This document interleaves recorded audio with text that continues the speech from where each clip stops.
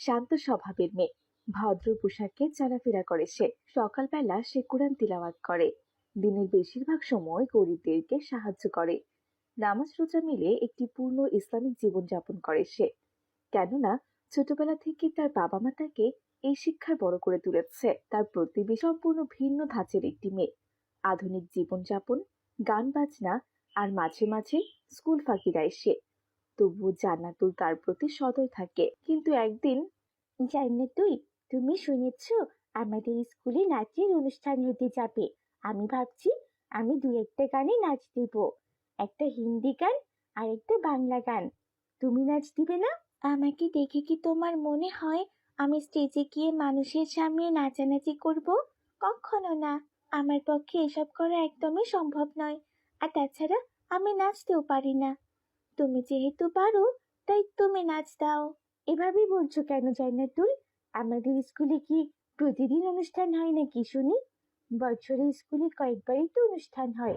আর আমাদের অবশ্য নিজেদের প্রতিভা দেখানো উচিত, তবেই না টিচার আমাদেরকে আরো ভালোভাবে চিনবে। আমি ক্লাসের সব থেকে শান্তশিষ্ট, আলহামদুলিল্লাহ। এটাই আমার বড় পরিচয়। নাচের মাধ্যমে আমি নিজের পরিচয় বানাতে চাই না। আর তাছাড়া ইসলামে এমন জিনিসে অংশগ্রহণ করা মোটেও উচিত নয়। আমি চাই তুমিও নামাজ পড়ো, বুঝেছো? আচ্ছা ঠিক আছে, আমি এখন যাচ্ছি। বাড়িতে আমার অনেক কাজ আছে। বেশি দেরি হলে আবার আমার আম্মু রাগ করবেন। এই বলে জান্নাতুল সেখান থেকে চলে যায়। আর জান্নাতুলের কথা শুনে হতাম সে যদি রাগ হয়। আমি জলের ঢেউ, মিশে যেতাম গভীর জলে, বুঝতো না। তার মাকে নালিশ করে। তার মা মেয়ের কষ্ট দেখে জান্নাতুলের উপর খুব বিরক্ত হয়ে ওঠেন। তিনি ভাবেন, তুই আর মন খারাপ করিস না। আমার তো আগে থেকেই জান্নাতুলকে সন্দেহ হয়। এই মেয়ে হয়তো কোনো জাদু জানে, যে কারণে আমার মেয়ে ওকে সহ্য করতে পারে না।